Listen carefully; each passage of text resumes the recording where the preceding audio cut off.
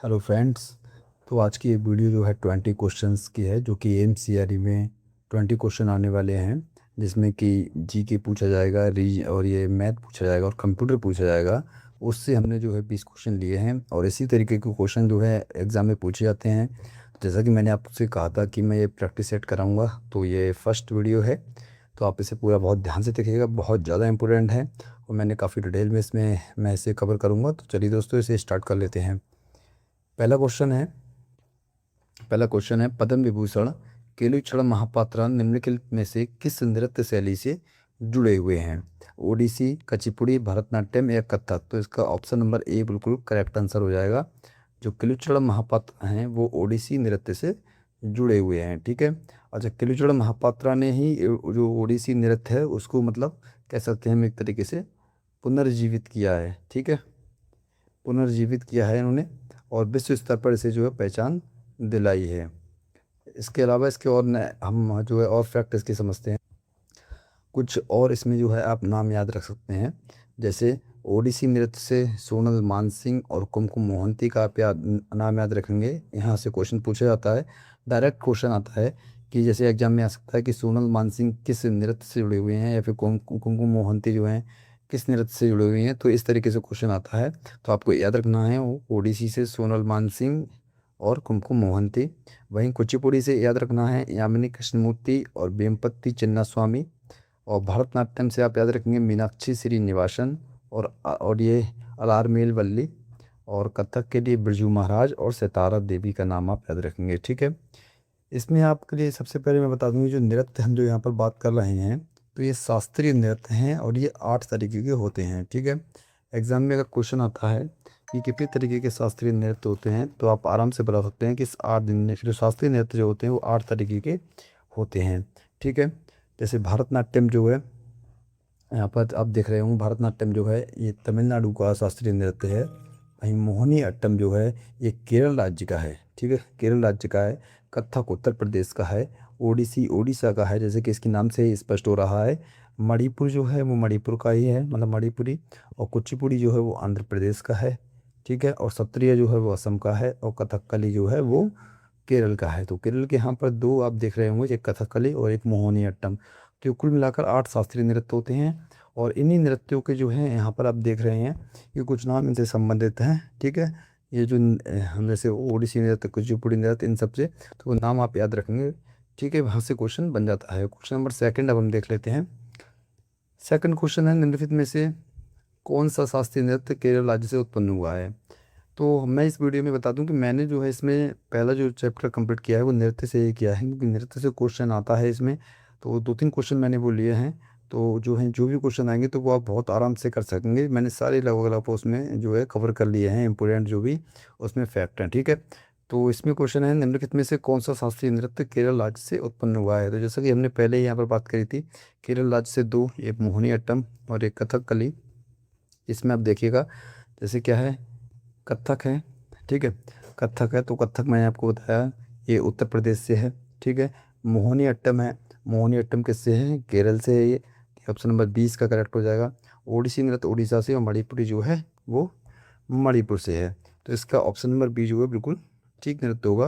केरल जो है भारत का एकमात्र ऐसा राज्य है ये केरल, जिसके दो शास्त्रीय नृत्य हैं, एक मोहिनीअट्टम और एक कथकली, जो कि हमने ऊपर देखा अभी।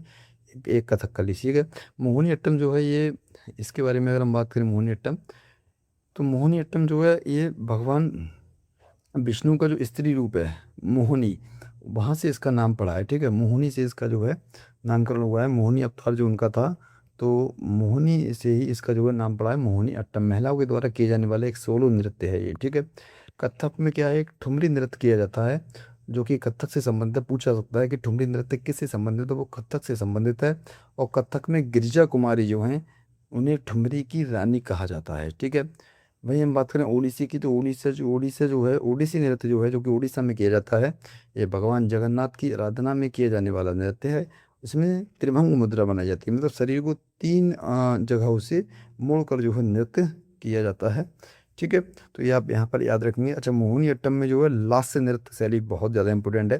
जैसे क्वेश्चन बन जाता है कि लास्य नृत्य शैली किससे संबंधित है? लास्य नृत्य शैली, लास्य शैली हम बात करेंगे, लास्य शैली तो ये जो है मोहिनी अट्टम से संबंधित है, तो बहुत ज़्यादा इंपॉर्टेंट यहाँ से हो जाती है। ठीक है, अब देखते हैं नेक्स्ट क्वेश्चन इसमें क्या आता है। क्वेश्चन नंबर 3 देखिएगा, भरतनाट्यम किस राज्य का नृत्य है? भरतनाट्यम किस राज्य का नृत्य है? अब बहुत आराम से आप बता सकते हैं कि भरतनाट्यम जो है तमिलनाडु का नृत्य है। सबसे पुराना शास्त्रीय नृत्य है ये। ठीक है, सबसे पुराना है ये आप याद रखेंगे। ये जो है सबसे पुराना शास्त्रीय नृत्य है।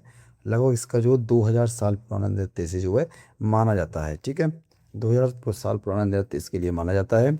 और इसमें जो है प्राचीन जो इसका नाम था, इसका पुराना नाम की अगर हम बात करें तो इसका पुराना नाम आप याद रखेंगे, क्वेश्चन आ सकता है, वो था सधीर सधीर अट्टम। सधीर अट्टम जो है ये इसका पुराना नाम था।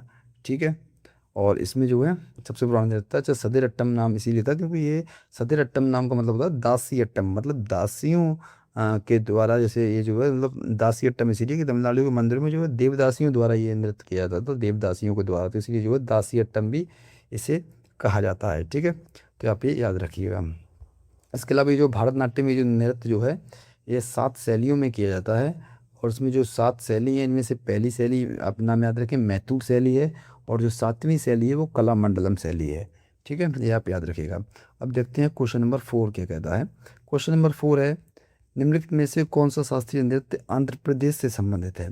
तो आंध्र प्रदेश से कौन सा नृत्य संबंधित है? तो ऑप्शन नंबर ए हो जाएगा। अब आप बहुत आसानी से पहचान पा रहे होंगे कि जो मतलब कौन सा नृत्य कौन से राज्य से संबंधित है, जैसा कि मैंने ऊपर आपको बताया था पहले क्वेश्चन में।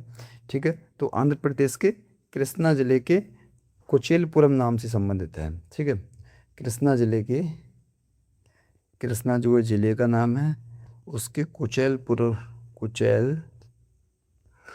गांव, ठीक है, कुचेलपुरम गांव से ये संबंधित है, जिसका नाम है क्या? कुचिपुड़ी। कुचिपुड़ी नृत्य के कुछ नाम इंपोर्टेंट हैं जो कि मैंने आपको ऊपर ही बताए थे, याद रखिएगा। एक बार मैं आपको फिर बता देता हूँ। एक तो राधा रेड्डी है, ठीक है, राधा रेड्डी, या फिर राजा रेड्डी, राधा रेड्डी, राजा रेड्डी, यामिनी कृष्णमूर्ति, ठीक है, यामिनी कृष्णमूर्ति, और इसके अलावा वेम्पति चिन्ना स्वामी, जो कि मैंने ऊपर आपको क्वेश्चन में बताया भी था, वेम्पति चिन्ना स्वामी। ये बहुत इंपॉर्टेंट नाम है, आप ये कुचिपुड़ी नाम से जरूर याद रखिएगा, यहाँ से क्वेश्चन बन जाता है। ठीक है, जैसे कि मैंने यहाँ पर यहाँ पर जो है लिखा भी है, आप ध्यान से देखिएगा। मैंने यहाँ पर पहले से यहाँ पर कुछ आपके लिए नाम लिख के रखा है। जैसे कि कुचिपुड़ी से आप याद रखेंगे दीपिका रेड्डी के लिए, अपर्णा सतीशन के लिए, और शोभा नायडू के लिए, ये भी आप याद रखेंगे, ये कुचिपुड़ी से संबंधित हैं। कथक से कुमुदनी लखिया, बहुत इंपॉर्टेंट नाम है ये। और कालका प्रसाद, ठीक है, कालका प्रसाद किससे संबंधित है? कथक से। और कुमुदनी लखिया भी कथक से संबंधित हैं। ओडिसी से हरिकृष्ण बेहरा, किरण सहगल, संयुक्ता पाणिग्राही और कुमकुम मोहंती, ये ओडिसी से संबंधित हैं। ठीक है, ओडिसी से कौन कौन से? हरिकृष्ण बेहरा, कृष्ण सहगल, किरण सहगल, संयुक्ता पाणिग्राही और कुमकुम मोहंती। और सत्या से आप नाम याद रखेंगे श्रीमती शंकर देव का और गुरु जतिन स्वामी का, ये दोनों बहुत इंपॉर्टेंट है। और जब क्वेश्चन में आने के पूरे चांसेस हैं, श्रीमती शंकर देव सत्रिया से संबंधित हैं, और गुरु जतिन स्वामी ये आप नाम याद रखेंगे। ठीक है, नेक्स्ट क्वेश्चन देखते हैं, क्वेश्चन नंबर 5। क्वेश्चन नंबर 5 है, निम्नलिखित में से कौन सा शास्त्रीय नृत्य अपने स्पाइंस के लिए प्रसिद्ध है? ठीक है, अपने चक्कर के लिए प्रसिद्ध है, अपने स्पाइंस के लिए। तो ऑप्शन नंबर ए हो जाएगा इसका बिल्कुल करेक्ट आंसर होगा, ऑप्शन नंबर। इसका चक्कर, चक्कर का मतलब क्या होता है? स्पाइनिंग मूवमेंट, स्पाइनिंग मूवमेंट होता है ये एक तरीके से। स्पाइनिंग मूवमेंट का मतलब इसे हम हिंदी में कह सकते हैं भ्रमरी। इसे कहा जाता है, नृत्य के अंदर इसकी भाषा होती है भ्रमरी होता है, मतलब फुटवर्क जो उसके होते हैं काफ़ी तेज होते हैं, जिसे कहा जाता है तत्कार, तत्कार कहते हैं। ठीक है, फुटवर्क जो पैरों का तीव्र काम करना होता है उसे तत्कार कहा जाता है। ठीक है, और इसमें जो है कथक में जो है कथक में लगभग कुछ घरानों का भी जिक्र आता है, मतलब कथक किन किन घरानों में विकसित हुआ है। तो कथक जो है, जैसे कथक से जुड़े हुए जो हैं वो है लखनऊ घराना, जयपुर घराना, और इसके अलावा बनारस घराना। ठीक है, ये जो कथक से संबंध है। इसके अलावा नाम इसके दो आप याद रखेंगे, पंडित बिरजू महाराज, लैचू महाराज, ये जो है इनके नाम हैं। ठीक है, अब बात आती है सत्रिया। सत्रिया जो है किस राज्य से संबंधित है? बहुत इंपॉर्टेंट क्वेश्चन है। सत्रिया जो है वो असम राज्य से संबंधित है। ठीक है, असम से संबंधित है, और इसकी शुरुआत जो है वैष्णव श्री मंत श्री शंकर देव जी ने इसकी जो है शुरुआत की थी। ठीक है, ये वैष्णव संत थे, श्रीमंत शंकर देव इनका नाम है, इन्होंने जो है इसकी शुरुआत की। ठीक है, इस नृत्य के साथ जो है एक नाटक किया जाता है, इसके नृत्य के साथ जो है एक नाटक किया जाता है। ठीक है, भक्ति के प्रचार के लिए। तो उस नाटक का नाम क्या होता है? वो होता है अंकिया नाट। अंकिया नाट, तो यहाँ से भी क्वेश्चन आ सकता है अंकिया नाट, ये आप याद रखें।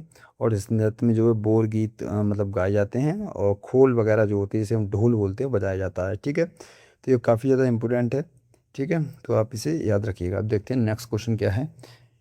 नेक्स्ट क्वेश्चन है एक, अब यहाँ से जो कंप्यूटर का क्वेश्चन है, ठीक है। हमने जो इंपॉर्टेंट है यहाँ पर हमने जीके के जो है एक डांस वाला जो चैप्टर होता है नृत्य वाला, वो हमने यहाँ कंप्लीट किया, और क्वेश्चन बनता है तो यहाँ से डेफिनेटली आपका यहाँ से फंसना चाहिए, ठीक है। अब हम कंप्यूटर के लिए समझते हैं, आप ध्यान से देखिएगा कंप्यूटर की, ठीक है।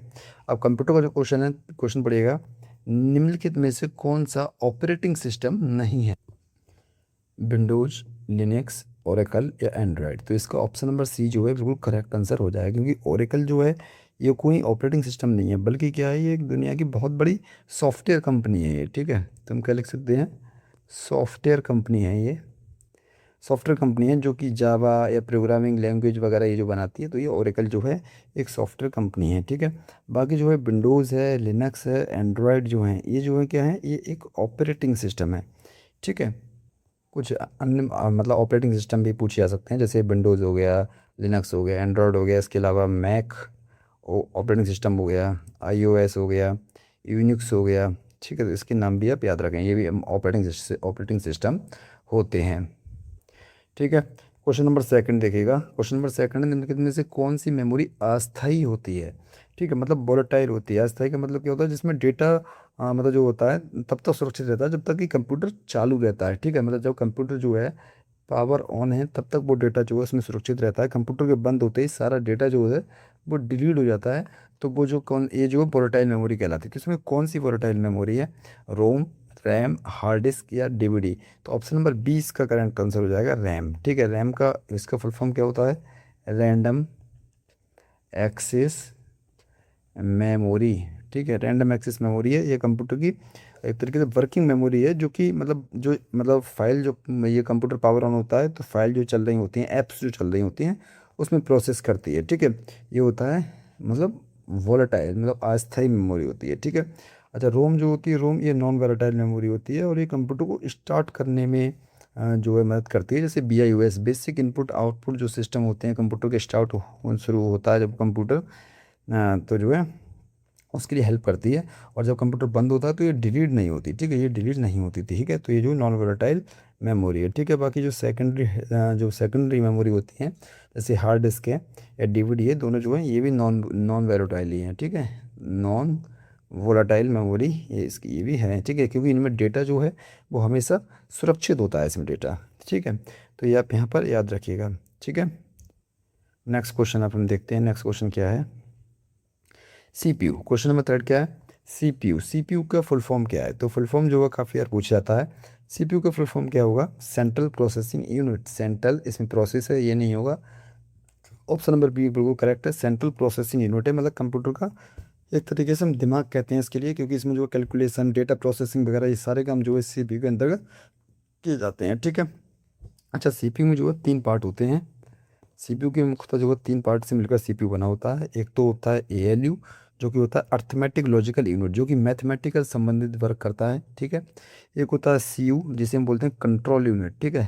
क्या बोलते हैं, कंट्रोल यूनिट जिसे बोला जाता है, जो कि एक तरीके से कंट्रोल ही करता है, नियंत्रण करता है, ठीक है। और एक क्या होता है, एक होता है मेमोरी, या फिर बोलते हैं इसे रजिस्टर, ठीक है। डेटा अस्थायी डेटा रखने के लिए मेमोरी, या फिर हम इसे बोल सकते हैं रजिस्टर, रजिस्टर मेमोरी यहाँ पर बोलते हैं, ठीक है। अब इसे अर्थमेटिक लॉजिकल यूनिट जो है ये क्या करेगा, ये जोड़ भाग गुणा ये सब चीज़ें करता है लॉजिकल, ठीक है। CU क्या होता है, कंट्रोल यूनिट होता है, जो इनपुट आउटपुट जो स्टोरेज डिवाइस है उनके बीच तालमेल बिठाता है। जैसे इनपुट आउट डिवाइस का डाटा लेना, आउटपुट का डेटा देना, ये सब काम रहता है। तो उनके बीच क्या करता है, ये सिस्टम मतलब तालमेल बिठाता है, ठीक है। अच्छा, एक होता है ये, और फिर क्या हो गया, फिर ये हो गया मेमोरी या फिर प्रोसेस हम जैसे बोल सकते हैं, ठीक है। उसमें जो है मेमोरी भी रहती है, ठीक है। तो ये 3 पार्ट CPU के होते हैं, जो कि काफ़ी इंपॉर्टेंट है, क्वेश्चन यहाँ से पूछा जाता है, ठीक है। अब क्वेश्चन नंबर 4 देखिएगा। क्वेश्चन नंबर 4 क्या है, निम्नलिखित में से कौन सा एक इनपुट डिवाइस है, ठीक है। निम्नलिखित में कौन सा एक इनपुट डिवाइस है। तो इनपुट डिवाइस देखिए, प्रिंटर, मॉनिटर, कीबोर्ड या स्पीकर। तो आप समझ पा रहे होंगे कि इनपुट डिवाइस का मतलब होता है कंप्यूटर के अंदर डेटा भेजना, इनपुट करना, कंप्यूटर में डेटा पुट करना, ठीक है।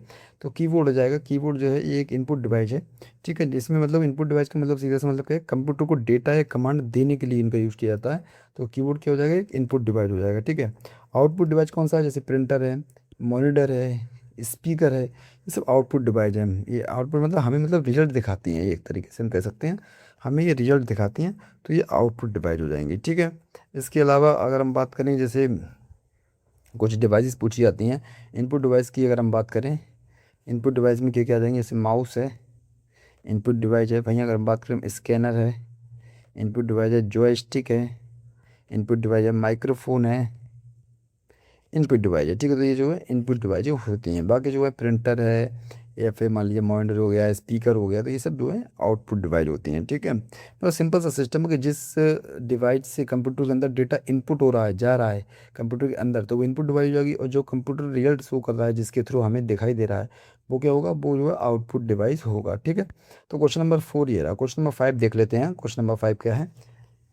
क्वेश्चन नंबर 5 है कि निम्नलिखित में से किसे परमानेंट मेमोरी कहा जाता है? स्थायी मेमोरी निम्नलिखित में से किसे कहा जाता है? जैसा कि मैंने अभी आपको बताया, रोम जो है एक स्थायी मेमोरी है। रीड ओनली मेमोरी इसे हम बोलते हैं, परमानेंट मेमोरी है ये, क्योंकि इसे जो है कंप्यूटर बंद हो जाए, चाहे डेटा मतलब बिजली चली जाए, कुछ भी हो, डेटा इसका सुरक्षित रहता है, ठीक है। डेटा क्या रहता है इसका?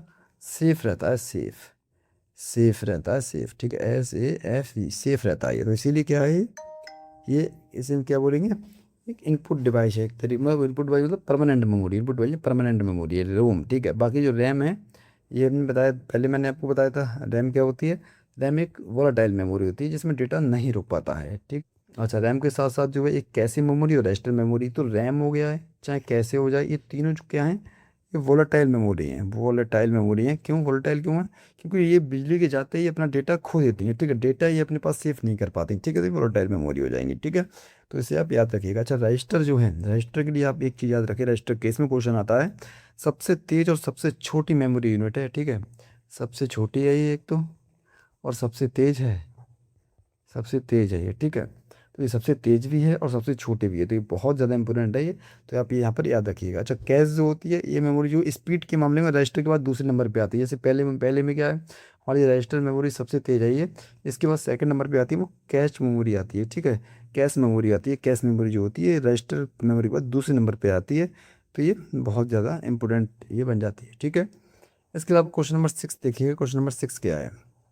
क्वेश्चन नंबर 6 है, कंप्यूटर स्क्रीन को रिफ्रेश करने के लिए किस कुंजी का प्रयोग किया जाता है? मतलब which key is use to refresh a computer screen? F2, F5, F8, F12? तो ऑप्शन नंबर 20 का करेक्ट होगा F5। F5 को क्या बोलते हैं? रिफ्रेश के लिए यूज करते हैं हम, ठीक है। रिफ्रेश के लिए यूज करते हैं, रीलोड के लिए यूज करते हैं, F5 के लिए, ठीक है।